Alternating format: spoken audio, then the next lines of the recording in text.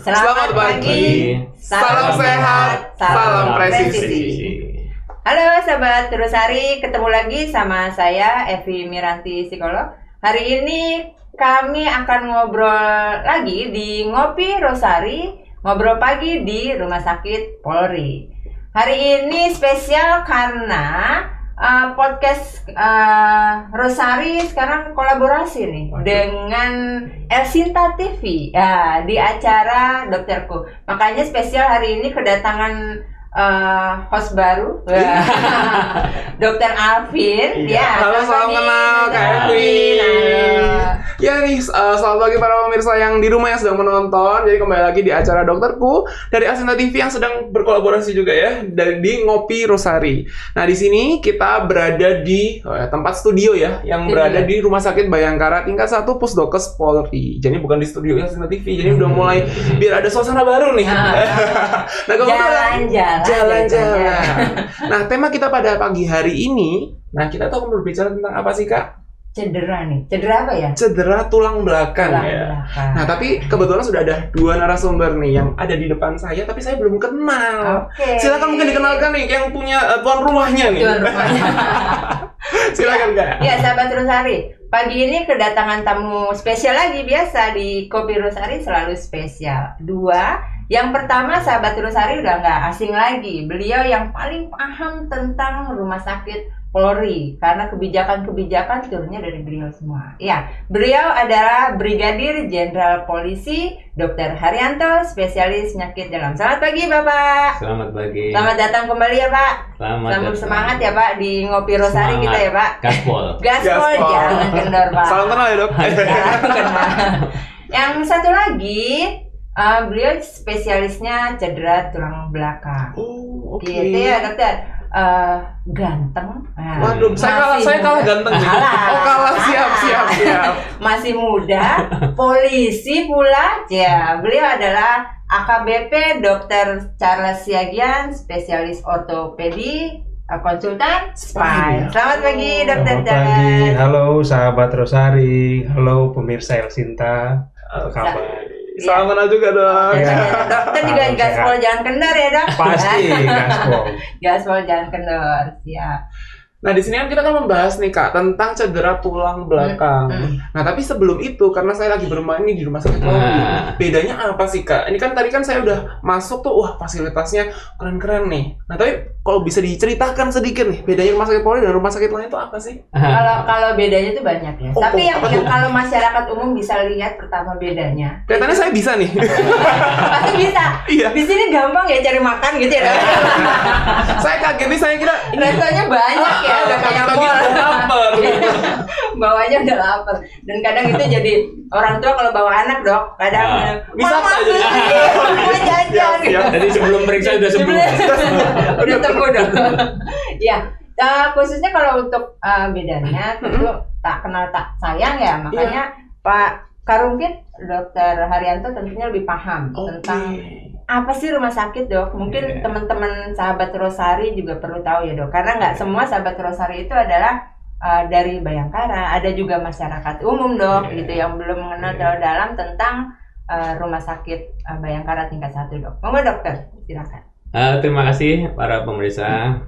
Daripada kali ini kita akan menerangkan apa sih Rumah Sakit Bayangkara tingkat 1 Pusdokes Polri ini. Yang jelas rumah sakit ini adalah kepunyaan dari Kepolisian Negara Republik Indonesia. Jadi kita ini ya utamanya melayani anggota Polri dan keluarganya. Tapi ini kita mempunyai fasilitas yang luar biasa, sehingga ada banyak fasilitas yang bisa dimanfaatkan oleh masyarakat sekitar. Jadi sampai saat ini itu pasien yang berobat di rumah sakit ini hanya 10-15% hanya keluarga Polri. Tapi yang 85-90%-nya itu masyarakat umum. Terutama di daerah Jakarta Timur, kemudian Bekasi, Depok, Bogor. Ini perbatasan ya, Dok, ini. Jadi larinya ke sini. Siap. Jadi dibandingkan dengan rumah sakit yang lain, bahwa rumah sakit Polri ini tidak hanya melayani kesehatan anggota Polri, keluarga dan masyarakat umum, tetapi juga mendukung semua tugas operasional Polri. Mungkin Pak Elvin atau Mas Elvin tahu bahwa kita sering ada kasus DPI, kemudian kasus yang membantu reserse dan sebagainya. Itu tugas pokok Polri. Nah, itu harus kita dukung. Ya, itu secara sepintasnya. Jadi rumah sakit ini milik semuanya, milik masyarakat Indonesia. Jadi kita berusaha dengan rumah sakit ini menjadikan Polri itu yang humanis dan dicintai masyarakat, dipercaya masyarakat begitu. Nah, harapannya dengan humanis dan dicintai masyarakat ini membuka nih bagi para pemirsa Elsinta TV yang ada di rumah. Nah, mungkin yang di daerah Jakarta Timur tadi ya, Bekasi yang sudah disebutkan, itu bisa bermain ke sini nih. Tadi selain tadi kata Kak Evi bisa melihat ada banyak makanan di sini juga ya. Nah, kalau bisa sekalian juga kuliner. Sambil nunggu mungkin ya tadi kerabat atau keluarganya ada yang sedang diobati atau mungkin sedang terapi di sini, jadi nanti bisa bermain ke rumah sakit Polri ya kayaknya. Iya, betul. Itu tapi kan di tahun ini nih Dok, gitu kan. Setiap tahun ke tahun itu kan rumah sakit tentu punya rancangan ya, punya program-program yang ya, tentunya makin lama kualitasnya semakin tinggi. Tahun kemarin kita berhasil MOT gitu ya, dan beberapa keberhasilan lainnya gitu. Di tahun ini ada program-program unggulan yang memang akan dimajukan ya oleh Bapak sebagai yang punya program di tahun 2023 gitu kan. Nah, rencananya apa sih Dok untuk program-program di tahun 2023 ini? Ya, jadi terima kasih Mas Elvin, Evi. Jadi untuk program di rumah sakit ini, programnya tidak berhenti setahun ini, besok ganti lagi program ini berkesinambungan. Berkesinambungan. Jadi kita tahu bahwa ortopedi di rumah sakit ini pantas untuk ditingkatkan. Nah, karena apa? Karena tidak hanya spesialisnya, tidak hanya ortoped cukup gitu, tapi sudah semuanya hampir punya sub. Jadi saat ini kita akan nanti wawancarai Dokter Charles yang beliaunya ortopedi subspesialis spine atau tulang belakang ya Dok.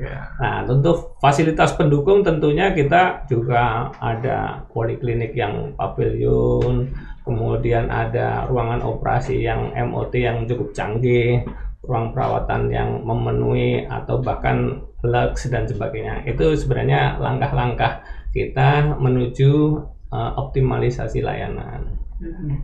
Kalau visinya sendiri apa Dok? Memang rumah sakit ini visinya apa sih Dok? Jadi visi sebenarnya kita ingin menjadikan rumah sakit ini unggulan. Unggulan dalam hal duanya tadi. Jadi pelayanan kesehatan yang dimaknai oleh umum itu seperti rumah sakit yang lain, tapi juga kedokteran kepolisian dari dalam mendukung tugas operasional Polri tentunya nomor 1 di Indonesia.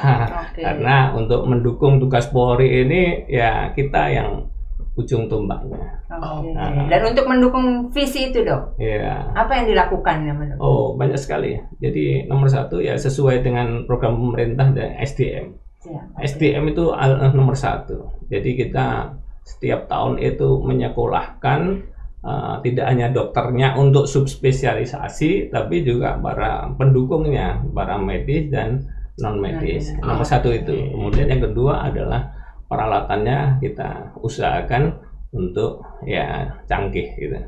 Terima kasih Dokter Arianta untuk penjelasannya.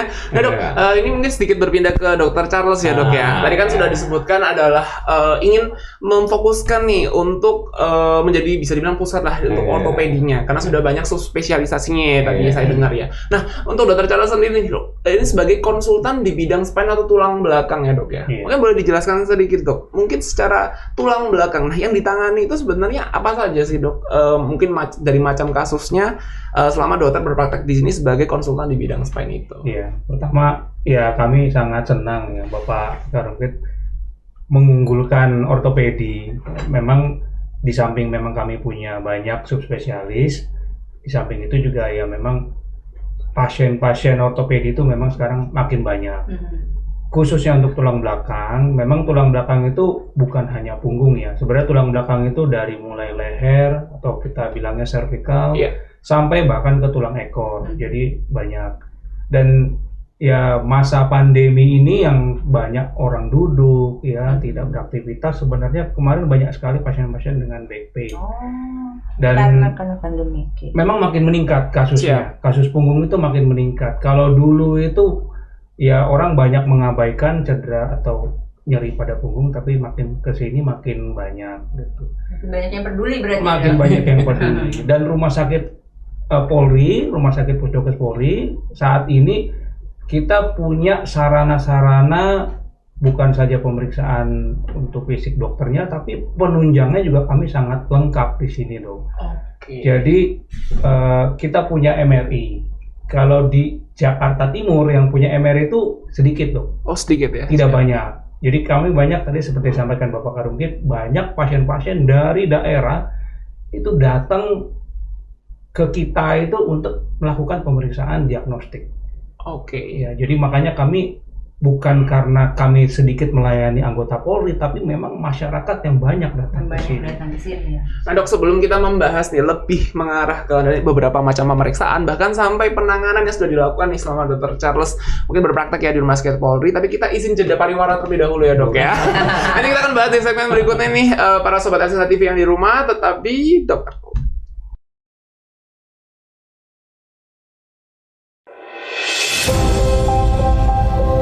Selamat datang di Rumah Sakit Bayangkara Tingkat 1 Pusdokes Polri.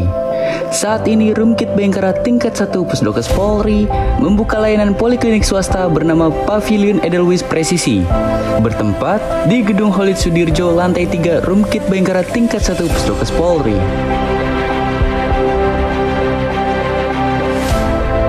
Adapun keunggulan bagi pasien yang berobat ke Pavilion Edelweiss Presisi antara lain pendaftaran langsung tanpa antri, pelayanan yang excellent, ruang tunggu yang nyaman, proses pelayanan yang cepat dan tepat, mendapatkan akses laboratorium dan apotek pribadi sehingga mempercepat proses berobat, mendapatkan akses VIP untuk tindakan MRI, endoskopi, ekokardiografi, EKG, dan berbagai macam tindakan pendukung lainnya. Juga tempat parkir VIP gratis khusus pasien Pavilion Edelweiss Presisi. Poliklinik Pavilion Edelweiss Presisi ini juga menyediakan polispesialis anak, polispesialis penyakit dalam, polispesialis bedah umum, polispesialis saraf, dan berbagai poliklinik spesialis lainnya. Poliklinik Pavilion Edelweiss Presisi ini sudah berstandar internasional, mulai dari ruang tunggu, ruang dokter, sampai ke petugas yang sudah tersertifikasi secara keseluruhan. Ayo berobat ke Pavilion Edelweiss Presisi dan nikmati pelayanan paripurna.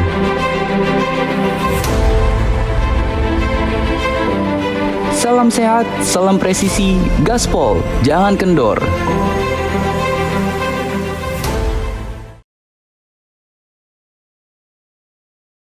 Nah para pemirsa, kembali lagi di acara dokterku yang masih berkolaborasi nih dengan kita lagi di mana? Nah di Ngopi Rosari nih, ngobrol pagi di Rumah Sakit Polri. Nah kebetulan tadi kan kita sudah membahas nih mengenai tulang belakang itu apa. Nah, kita mau tahu nih secara cederanya bahkan sampai ke penanganannya. Nah Kak Evi, Dokter Charles sudah siap menjawab nih. Tapi mau melanjutkan pertanyaan, tapi katanya ini mau ngopi, tapi kok masih gimana ini? Ya.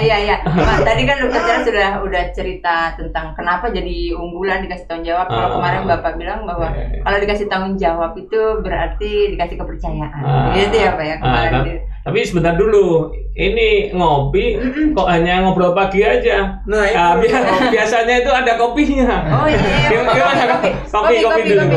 Oh, beneran ada kopinya dong. Siap. Ini ciri khasnya. Oh, ciri khasnya. Jadi ngobrol pagi sebenarnya ngobrol dengan ngopi. Siap. Ngobrol paginya.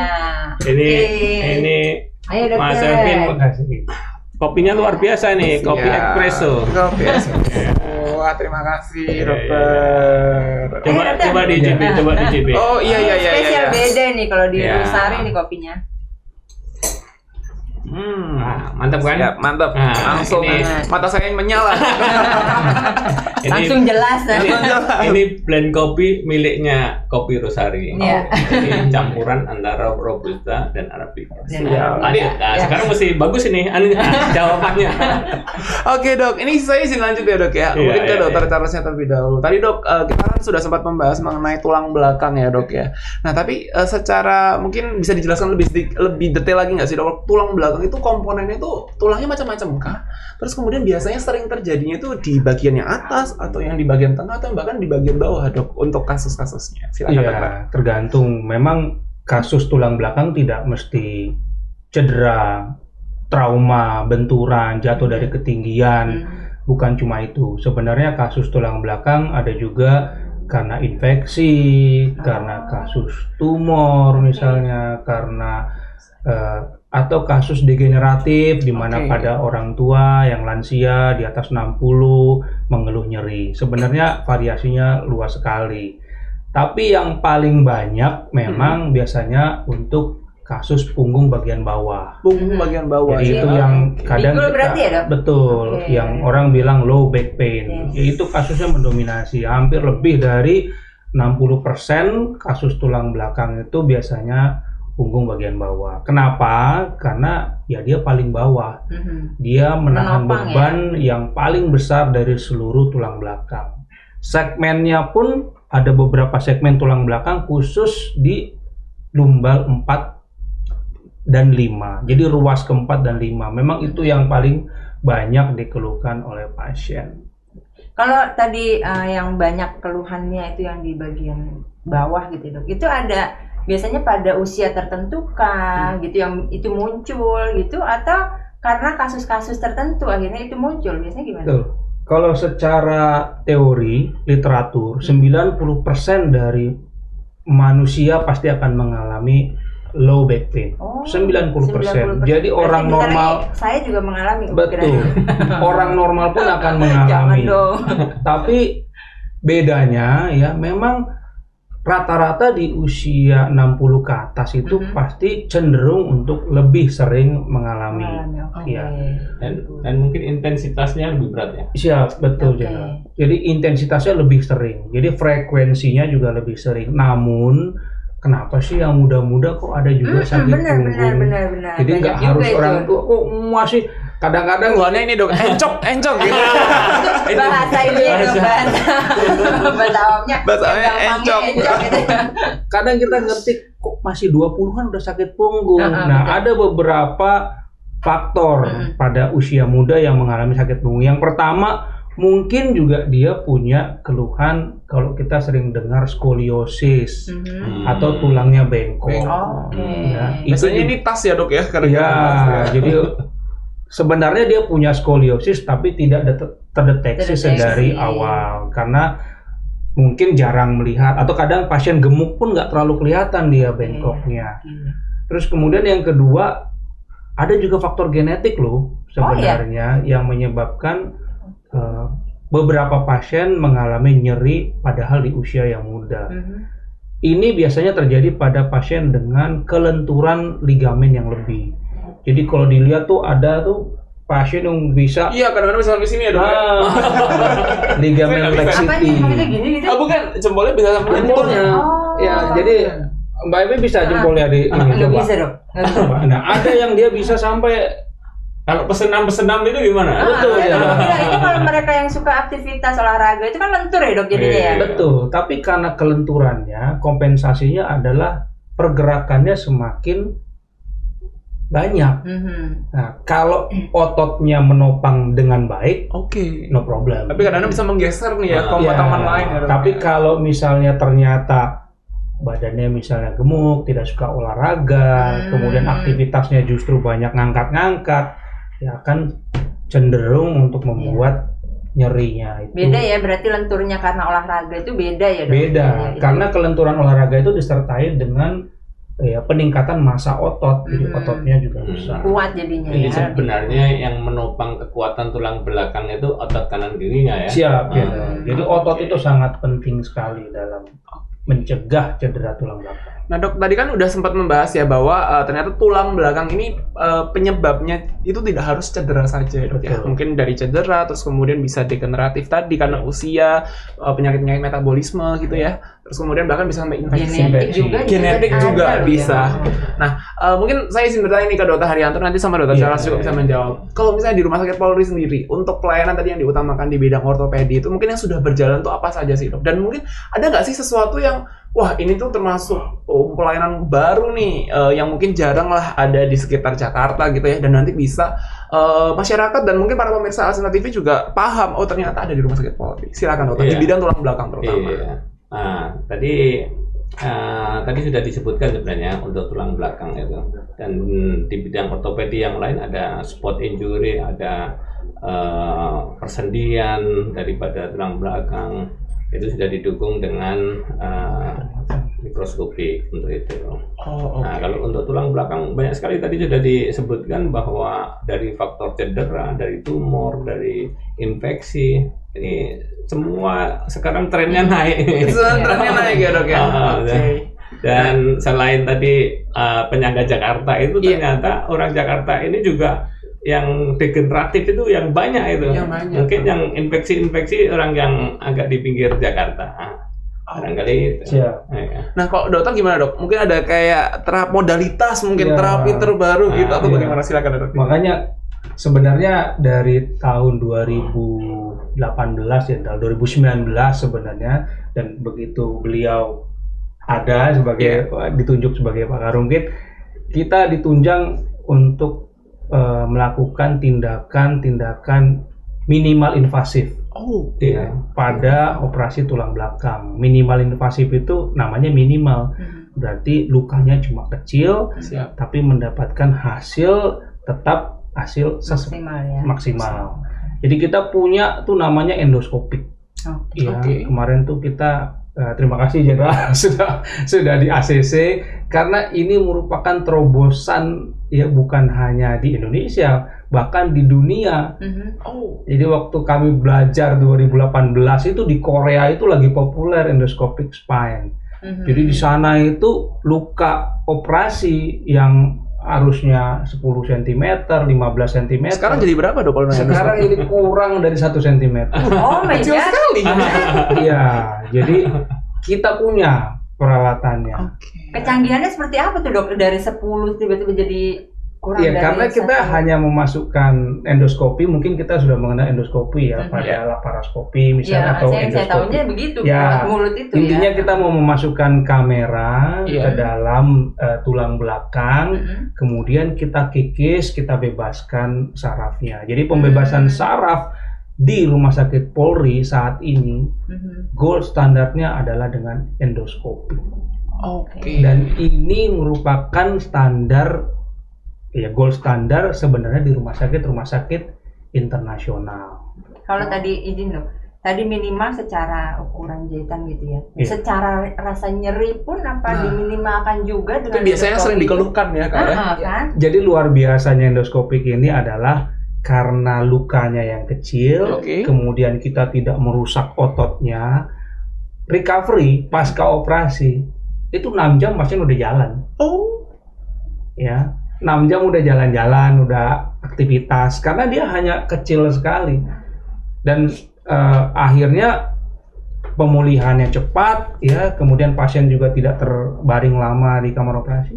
Bahkan hari pertama pasca operasi, hari kedua udah boleh pulang pasiennya. oke. Bahkan bisa mengarah ke one day care ya dok sebenarnya. Sebenarnya di beberapa negara di India melakukan ini one day care, ya, tapi sebaiknya kita harus observasi Iya, pasca betul. operasi Masih untuk observasi. lebih baik.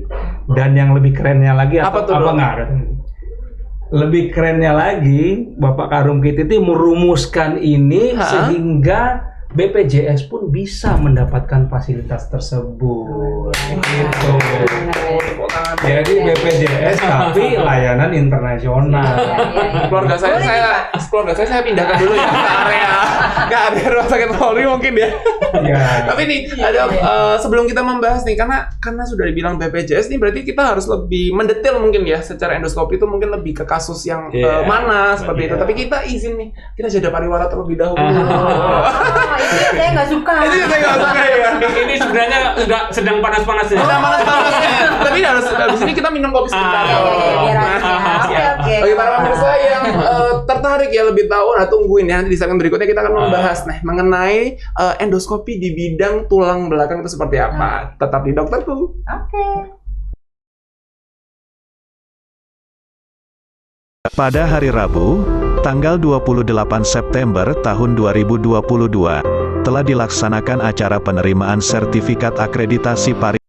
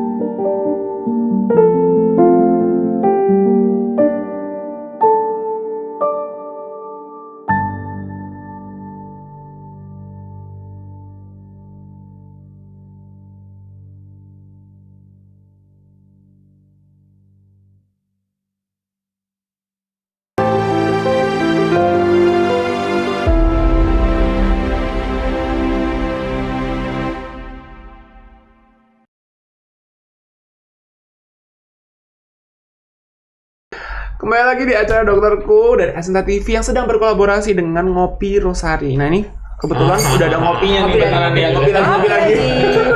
Ngopi lagi.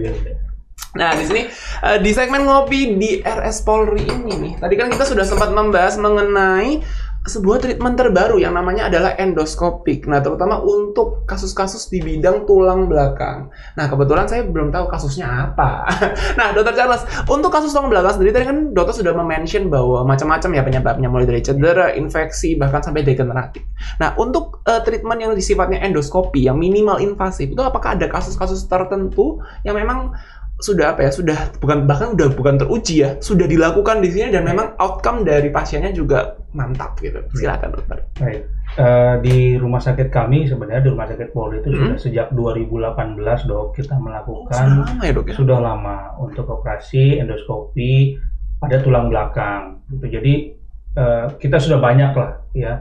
1 minggu mungkin kita bisa 4 pasien sampai 5 pasien kita lakukan endoskopi, dan hasilnya outcome-nya ya tentunya baik. Yang pertama, pemulihan pasca operasinya baik Dan jauh lebih cepat. dan pasti. jauh lebih cepat gitu. Yang kedua, ini yang juga yang ditakutkan oleh pasien Apa tuh, biasanya, pemasangan implan atau pen.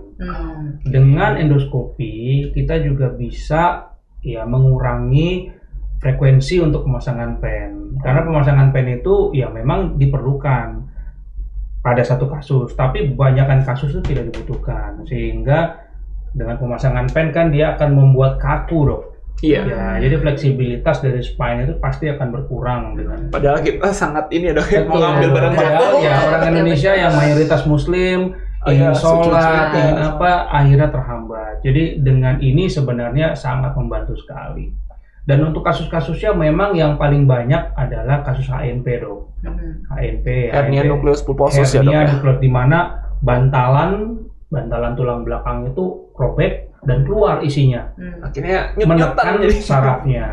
Ya, itulah kebanyakan yang kita lakukan. Ya, jadi yang kedua, saraf kejepit juga pada orang tua. Itu juga banyak sekali. Dan dulu, dok, pasien usia 70, usia 60 ya bahkan udah nggak mau operasi.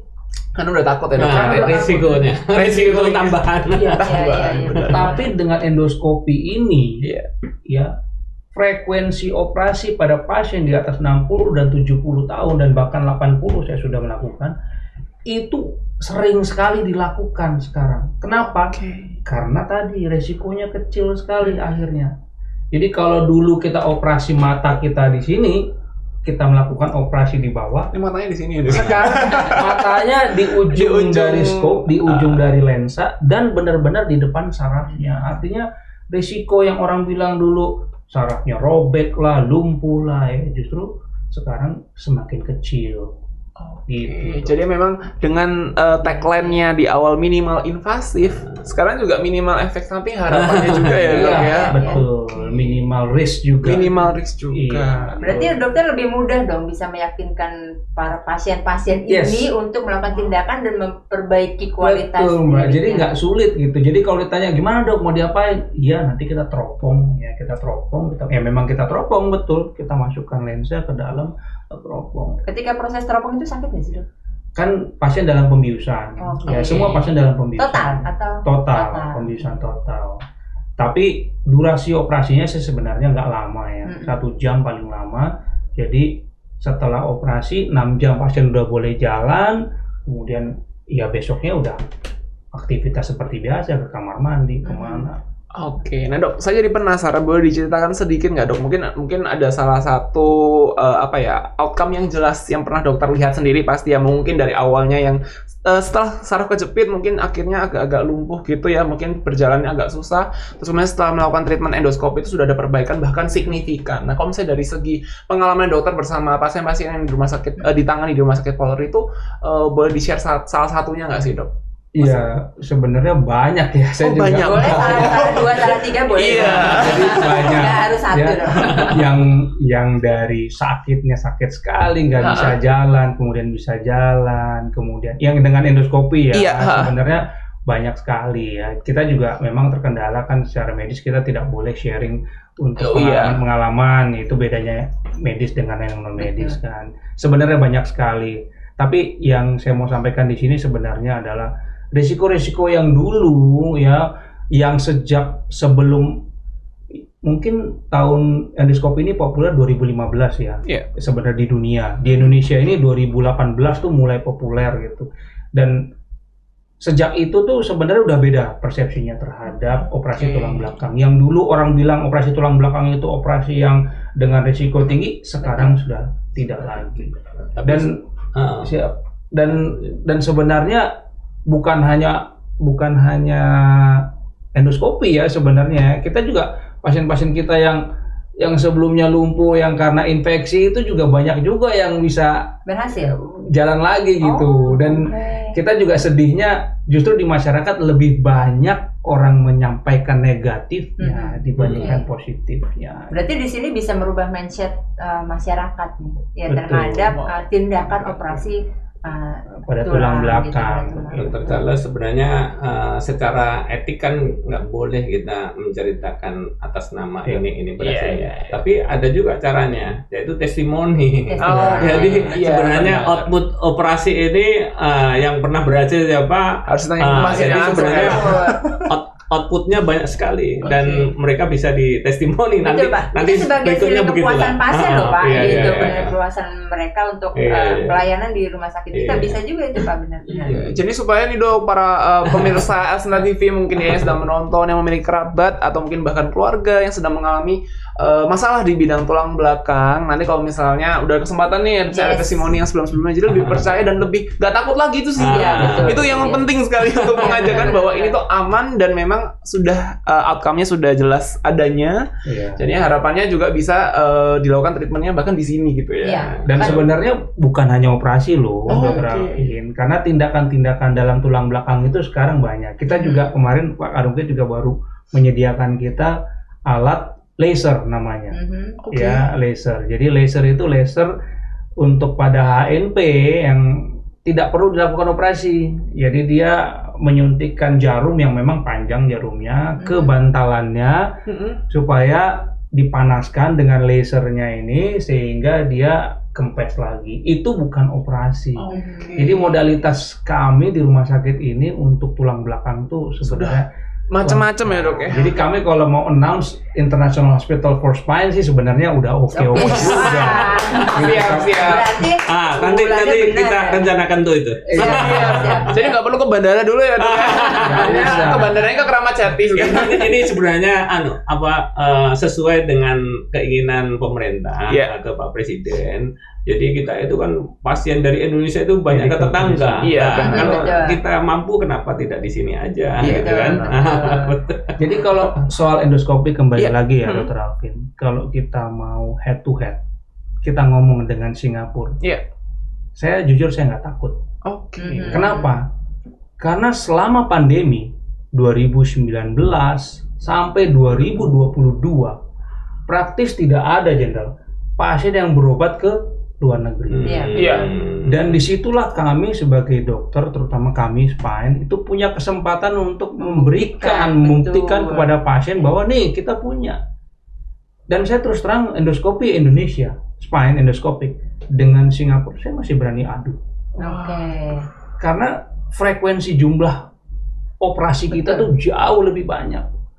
Dibandingkan mereka. Artinya dari segi pengalaman dan jenis kasus yang ditangani kita itu banyak. Dan khususnya kita rumah sakit Polri ya Pak, gitu ya. Jadi ada kasus-kasus yang nggak ada di tempat lain, gitu ya. Itu adanya di sini, gitu. Pastinya begitu. Tadi nanti saya nggak bakal nggak usah melihat orchard perut lagi nih. Saya melihatnya cawang perut sekarang sih cawang perut aja. Langsung ke rumah sakit Polri IGD. Dan tadi pada saat mau masuk IGD-nya pun, wah ada ini lapar.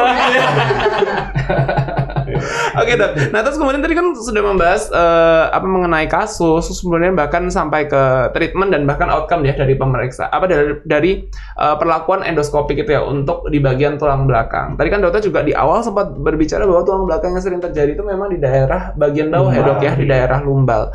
Nah kalau misalnya untuk rentang usianya nih Dok sekarang ya, mungkin selama dokter berpraktek itu memang usianya lebih ke arah produktif ke atas atau bahkan produktif ke bawah Dok untuk pasien-pasien. Jadi mayoritas memang sudah non produktif ya, itu di atas 60-an. Tapi Dok tapi Bu Evi, sebenarnya sekarang itu life expectancy pada manusia itu udah beda.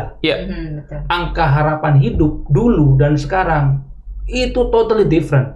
Kalau sekarang itu pasien 70 tahun itu masih aktif. Kadang dosen juga masih ada di usia 70 tahun Dok. Masih. Jadi kita tidak bisa bilang mereka lagi non produktif. Iya betul. Bahasa itu udah nggak digunakan. Jadi kalau saya mau bilang rentang usia, banyaknya memang kasus tulang belakang itu di atas 60. Sampai berapa ya? Sampai 70-an sebenarnya Dok. Apalagi dengan itu tadi saya bilang kemajuan teknologi sekarang, kita nggak jarang menemukan pasien 70 tahun tuh masih berolahraga, masih main tenis, masih main golf gitu. Jadi rentang usianya sebenarnya sih sudah berpindah Dok. Dari yang tadinya 50-60 sekarang sudah 60-70 Dok. Aku mau tanya sedikit Dok.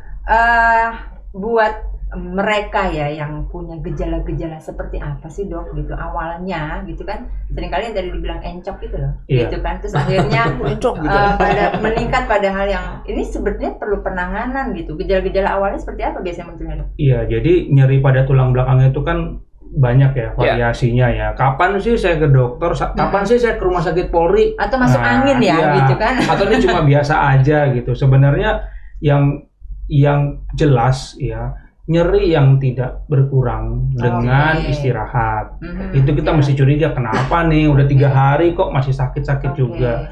Kemudian yang kedua, dengan obat-obatan juga tidak ada perkembangan. Sekarang kan banyak obatan yang bisa dijual bebas Iya. ya, tentunya yang aman. Disitulah bila masih terjadi nyeri sebaiknya kita ke dokter. Di dokter pun pasti akan dilakukan pemeriksaan fisik maupun pemeriksaan penunjang, Iya. X-ray atau bahkan MRI. MRI. Nah, sekali lagi di rumah sakit ini MRI-nya nih, waduh, laku banget ya Jenderal ya. Laku sekali. Iya. Kenapa? Karena nggak banyak yang punya fasilitas untuk MRI. Oh. Setelah dilakukan berbagai pemeriksaan baru kita bisa mendiagnosa.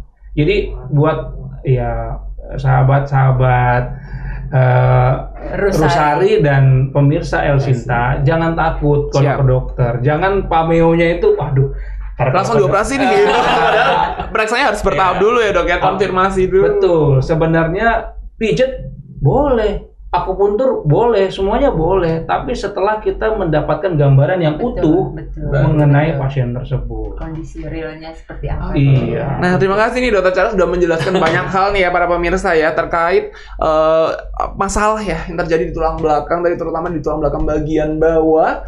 Mulai dari pemeriksaannya juga yang penting jangan takut dulu. Nah, Karena kalau nggak Iya. kalau takut nggak periksa nanti. Nah, kita kan sekarang akan mulai membahas bagaimana pencegahannya. Tadi kan sudah banyak nih ya dari segi pengobatan, tapi kita izin jeda pariwara terlebih dahulu ya. Tetap di Dokterku.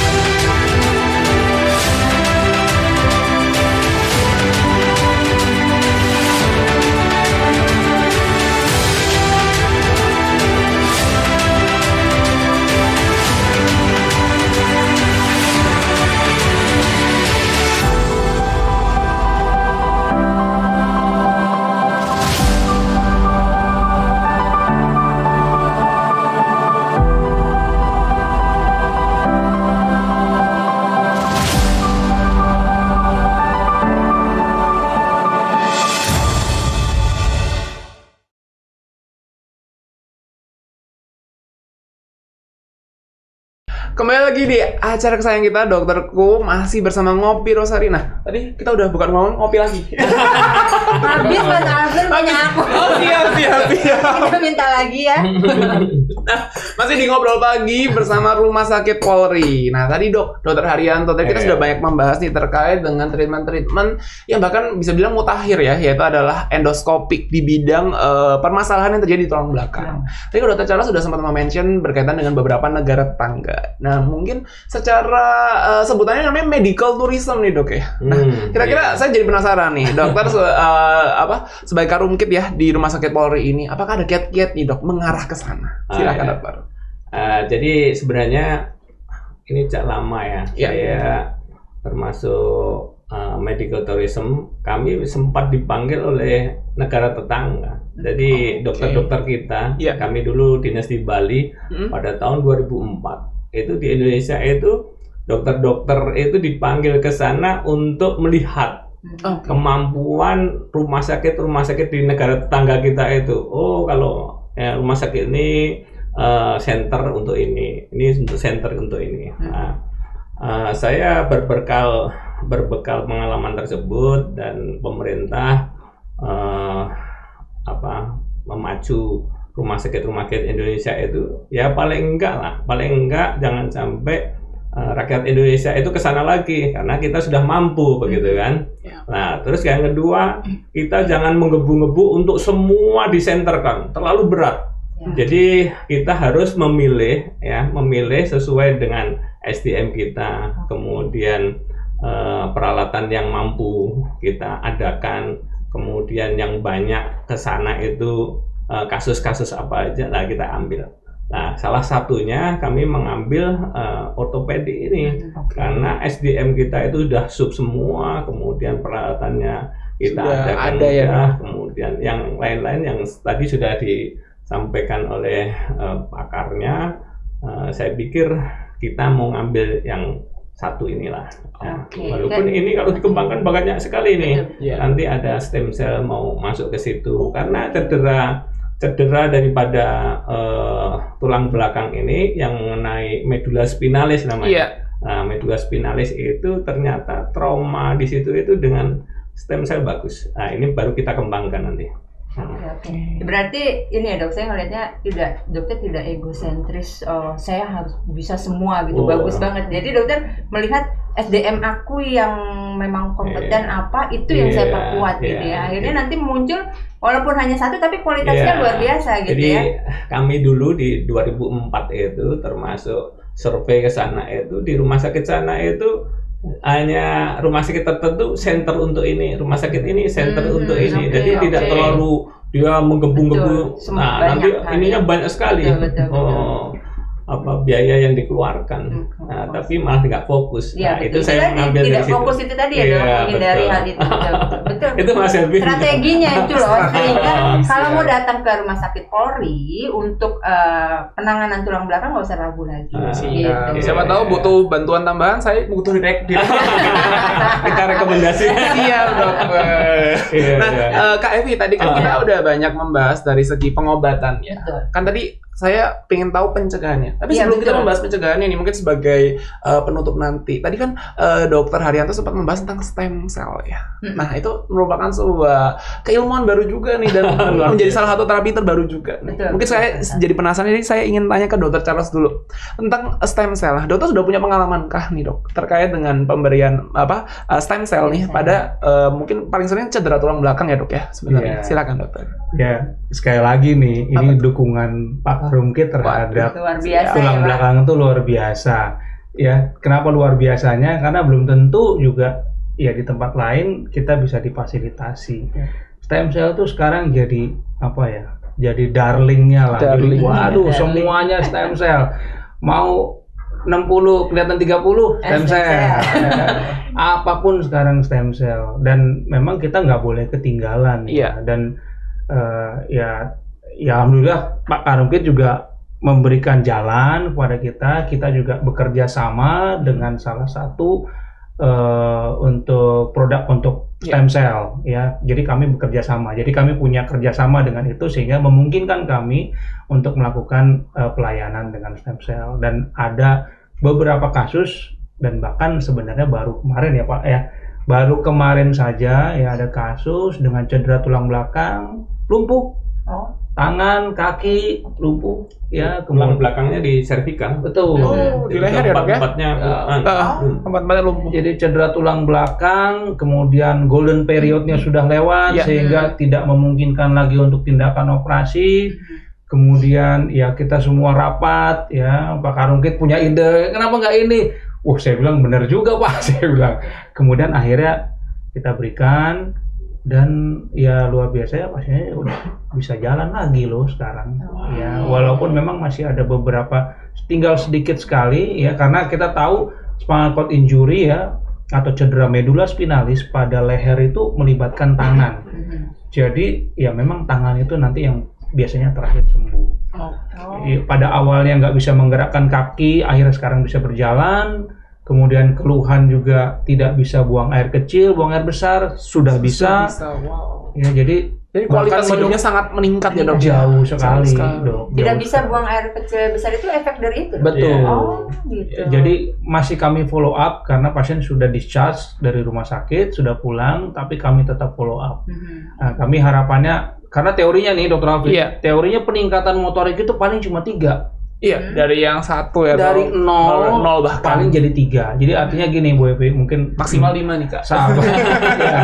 sahabat-sahabat Rosari. Rosari dan pemirsa Elsinta, sebenarnya kalau motorik itu kita fungsional secara lengkap kayak kita nih orang normal tuh 5 Ya. kekuatannya. Tapi pasien ini sampai 0. Udah bener-bener nggak bergerak. Kayak mau Ya. gerak tapi Iya. tidak bergerak gitu ya. Teorinya ya paling dia cuma bisa ngangkat aja tuh kakinya. Udah jatuh lagi lemes teorinya. Tapi kenyataannya bisa sampai berjalan. Ya. Jadi memang saya tidak bilang stem cell itu superior ya atau wah semua bisa, tapi ya komplement. Jadi rumah sakit kami itu punya banyak tuh ya metode atau cara dalam penanganan tulang belakang. Keberhasilan baik endoskopi maupun stem cell itu sendiri pada setiap individu kan tentunya beda-beda ya. Betul. Terkait dari jenis kasusnya, kemudian apakah juga terkait dari kesiapan atau secara orang itu sendiri itu gimana? Rehabilitasinya juga betul, Bu. Jadi tanpa rehabilitasi yang baik ya itu mustahil. Dan di kami juga kebetulan kami juga punya rehabilitasi yang udah mumpuni gitu, luar biasa. Jadi intens kita lakukan rehabilitasi pada pasien tersebut sehingga baik. Jadi betul kolaborasi sebenarnya, bukan hanya tidak sendiri ya. operasinya atau bukan hanya pemberian stem cell-nya, tapi kolaborasi dengan yang terkait. Support Gitu, sistemnya dari keluarga juga tentunya berpengaruh. Betul, ya. betul. Ini jadi saya kepikiran nih Kak Evi, mungkin keluar dari sini apa saya daftar ke dokter spesial ortopedi ya? Nah, sebenarnya udah ketemu kepala rumah sakit, siapa tahu ya Kak ya.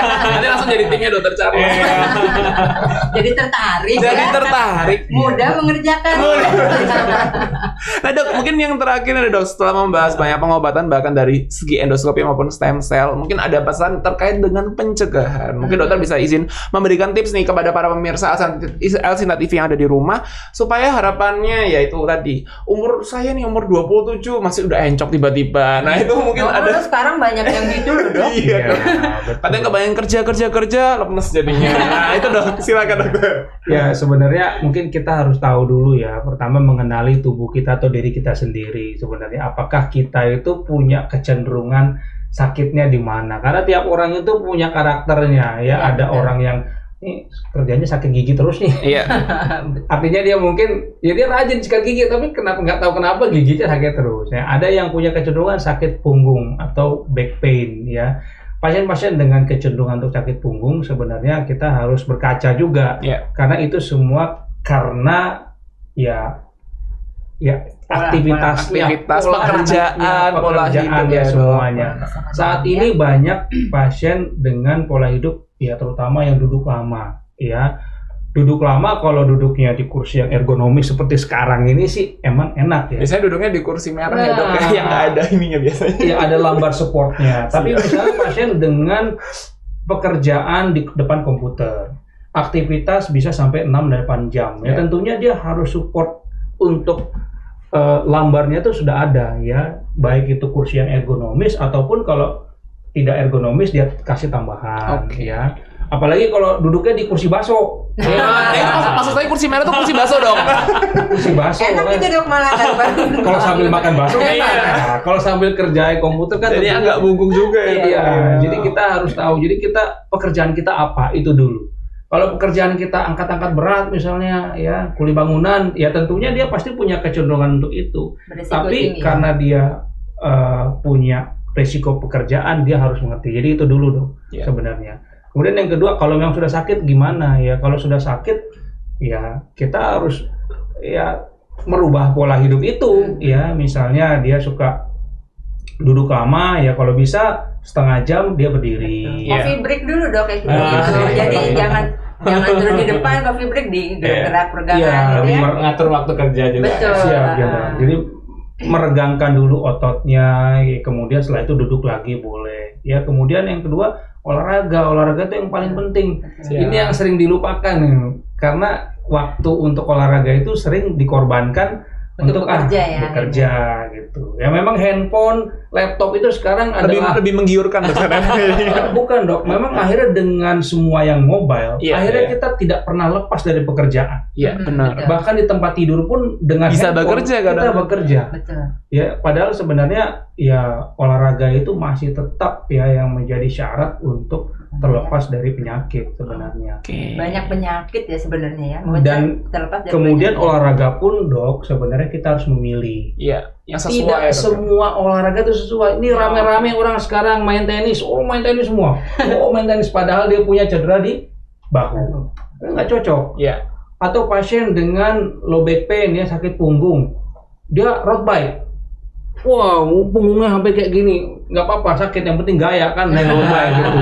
Berarti memilih pekerjaannya sesuai. Iya. Siap. Nah, Memilih hobi yang memang sesuai gitu karena tidak semua sama. Fitness misalnya deadlift. Sekarang lagi ramai tuh Gini, semua dok. orang deadlift. Ya kan? Padahal dia punya HNP. Iya. Ya. Oh enggak, kata PT-nya boleh kok katanya. Kata nggak apa-apa katanya ini. Iya nggak apa-apa, tapi kita tahu ya ada axial loading, tekanan ke bawah tentunya akan menekan si bantalnya lebih Beresiko lagi. ya. Ya, jadi itu semua informasi tidak bisa dilihat dari YouTube saja, Iya. tapi harus konsultasi ke Dokter. dokter, Ahlinya. ke ahlinya, dan setelah melakukan pemeriksaan yang menyeluruh. Siap. Kadang dokter menyarankan untuk X-ray atau MRI supaya kita bisa memberikan rekomendasi kepada pasien apa sih yang cocok buat Anda. Oh ya boleh nih, punggungnya aman kok, boleh untuk melakukan. Sebenarnya itu yang paling penting dok. Oke, terima Berarti kenali dulu ya, kenali profil diri lah istilahnya gitu. Kenali Iya. profil dirinya. baru- Karena banyak memberikan rekomendasi ya, kita kan secara general dok. Betul. Padahal ya dokter tahu ya pasien itu tiap ini kakak adik satu darah aja berbeda dok Iya. sebenarnya. Gitu. Oke, terima kasih nih Dokter Charles tadi sudah menjelaskan banyak hal ya terkait dengan tulang belakang dan terima kasih juga kepada Dokter Iya. Haryanto sudah memperbolehkan tim dokterku sudah bisa bermain nih berkolaborasi Sama-sama, terima dengan kasih. Ngopi Rosari nih. Oke. Oke, dengan Kevin yang cantik cerita ya di antara yang ganteng-ganteng ini. Saya cantik sendiri. Cantik sendiri ya. Di ruangan ini loh. Terima kasih Dokter Haryanto, terima kasih Dokter Charles, terima kasih Kak Evi juga. Sama-sama. Jangan lupa nih para pemirsa Asam TV bisa subscribe nih ya di channel YouTube-nya di Ngopi Rosari di Rumkit. Nah, Rumkit Rumah Sakit Polri. Terus kemudian jangan lupa juga untuk follow di Instagramnya di Rumah Sakit Polri Kramat Jati. Nah, nanti jangan lupa untuk selalu tonton dokterku di hari Senin sampai Jumat pukul 9 sampai 10 pagi bersama saya Dr. Alvin Saputra. Di sini saya beserta Dr. Haryanto, Dr. Charles dan Kak Evi dan kru yang bertugas izin pamit nih. Semoga para pemirsa selalu sehat dan terus tonton dokterku.